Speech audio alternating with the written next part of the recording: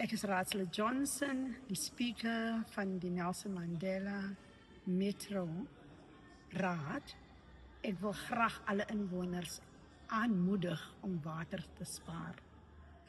Ons gaan tans deur 'n watertekort in die munisipaliteit en ons vra alle kinders en inwoners en ma's en pa's om saam te werk deur water te spaar. Draai die krane toe nadat jy klaar water gebruik het. In steede om te bad, stort asseblief. Maak seker dat u water recycle en dit oor en oor gebruik sodat ons water kan spaar. Deel ons water wat ons het met almal sodat elkeen water kan kry. Anders gaan ons almal by day zero kom. Dankie.